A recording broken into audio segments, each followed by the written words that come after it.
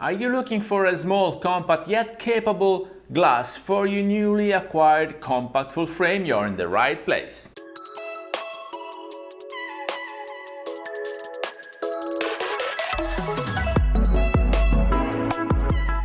Hello everybody, welcome back to the channel. Thomas Love here from Sanremo, Italia, and today we are finding together the new one lens only, because I know that maybe you got your brand new full frame Sony as I did, which is an A7C Mark II, which is compact and lightweight. Hence, among all the dozens of glasses that are available for the E-mount, I'm only restricting my choice to the small ones and the compact ones, because otherwise you will also incur in some troubles with the grip of balancing of the camera. So if you want to keep going out and shooting street photography or any other kind of photography you're doing, well, the glass needs to be balanced to the body, and so this body is so small that I restricted my choice to a few Sony glasses. So maybe you have the same doubts. Let's see together why Sony glasses, because in the very latest releases of the cameras and of the software, Sony is now limiting, for some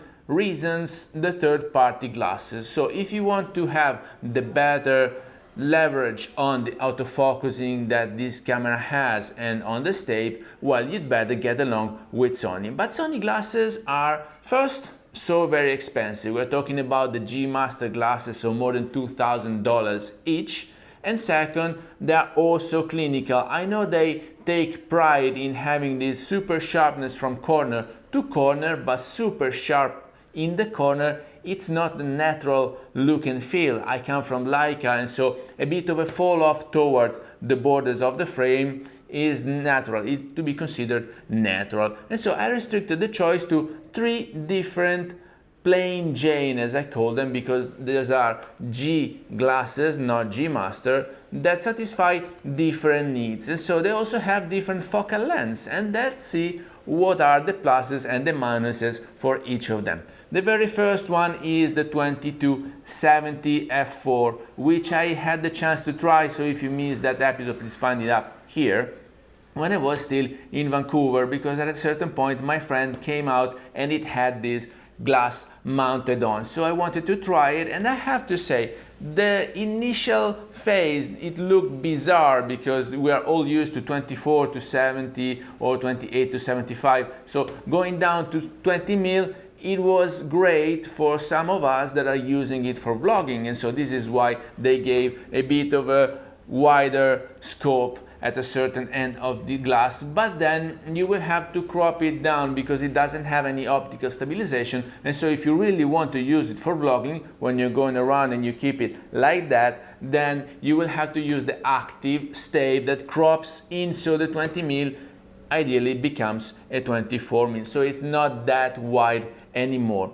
70 mil is enough reach, and I would not be concerned by the max aperture, which is f4 throughout the whole range, because f4 is plenty. If you zoom in, you can have a bit of a compression and also a bit of separation from the background, or the bokeh effect that we all look for. So this is a great glass. It is also sharp, and I was impressed also because it is so sharp already wide open. So already at f4 it is sharper than the Sigma f2.8 close down to f4. So great find, this very first glass. It is not for me because I'm not considering it, and I will tell you why. Because I don't really like zoom glasses. I would rather use primes, because if you have a prime, then it's always the same focal length, and you start going around for so long, and then in the very end you see the word set already in frame. So you just need to take your camera out and record the frame that you just saw with your own eyes, because you are used to that. While with zoom glasses, I know that especially newbies, they are used to change the focal length because they are lazy and they want to reframe using the zoom. So this is not for me, but I do understand it is very convenient. So feel free to get this 2270mm f4 and let me know down here in the comment if you like it or not. The second glass that I'm considering here, it's a 16 to 35 f4 PZ, so power zoom glass. Why power zoom glasses are so valuable on the latest Sony cameras? Because they give you the clear image zooming, meaning that when you are ending the range of the glass, so you are up at 35mm, you can still zoom in digitally with no apparently loss of image quality. So this is a great thing because it enhances the zoom, and basically you have in the very end a 16 to 50mm to use for your photos and videos. A couple of flaws for this camera. First is that it is completely digital, so both the zoom and the focus ring are driven digitally, so it's a ride-by-wire, we would call it. And I do remember the frustration when I was using compact cameras, because zooming in digitally and then waiting for the camera to execute the command that you gave it, it's a bit frustrating and it's a bit of a delay, so I would not love it that much. The last 16 to 35 f4 that I was using was on my Lumix, and it was a Leica certified f4 16 to 35 glass. And I remember, now bear with me a second because I'm a prime guy, and so 16 to 35 I was basically using it as a variable primes lens. What does it mean? It means that when I was walking around in the city for my studio photography, I was just keeping it zoomed out to the max, 35mm, and I was never moving it from that focal length. And then if I needed to record a video or to vlog with it, then I was going down to 16, because with the crop in from the Lumix there was 50%, the 16 was in the very end again a 24mm. So it was either zoom all the way in or all the way out. While with this one, the thing is that being digitally driven, every time that you switch off the camera, it goes back to 16. So you cannot just walk around and keep it set on 35.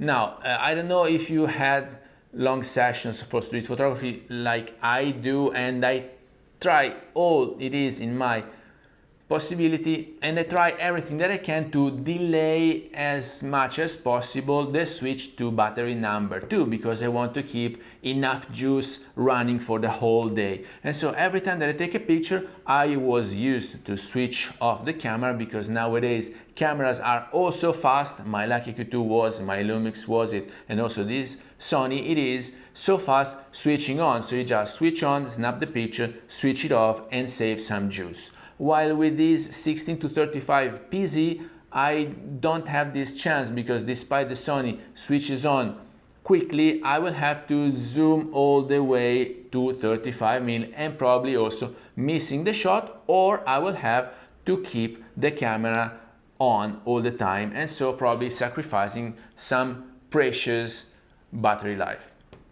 But I do understand it is a great lens, and so for me it would work as well, especially for video, because with this command that you have on the left side of the glass, you can have zooming in and zooming out transitions that are also smooth and stabilized. And so the creativity for creation, this is a great tool that you have. Again, f4 doesn't bother me so much, because I know it is quite sharp already at f4, and then it is plenty if you want to have separation. And especially nowadays cameras manage the high ISO value also well, and so there are no sacrifices. If you even pump a bit the ISO, you will not introduce that much noise in the very end.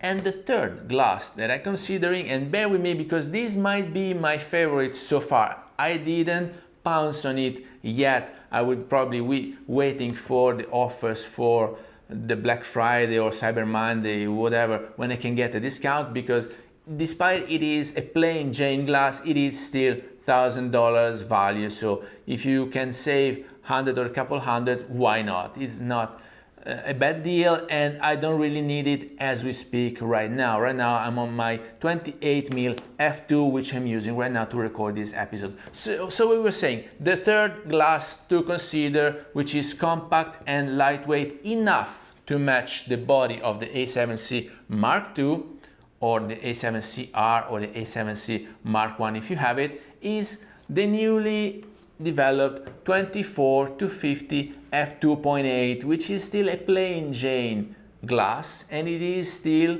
small, compact and lightweight enough to be balanced on this body.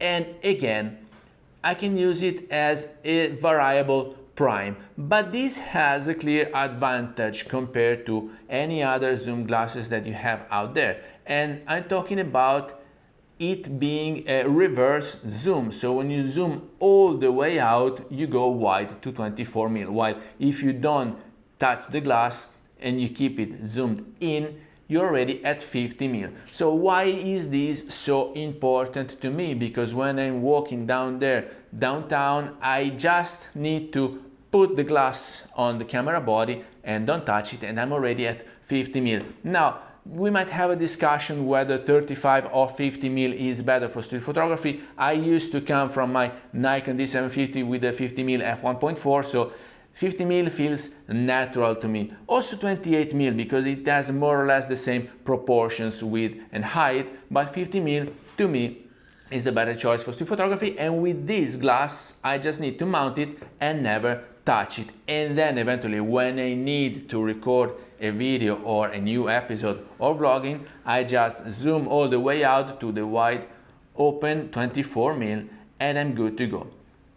All of these three glasses are small, all of them are weather sealed, not completely but kinda weather resistant, and all of them cost more or less $1,000 each. So let me know down here in the comment which is the focal length you are looking after, and in the very end, if you are purchasing any of these, please share some feedback with me. I will be happy to hear your impressions on this glass. So stay tuned, because I will be keeping scouting for offers to pounce on it as soon as possible. And with that, I hope you got some value out of this video. If you did, please remember to like it, share it on your social media, subscribe to the channel so you won't miss any videos to come, and I guess I will see you later. Thank you. Bye bye.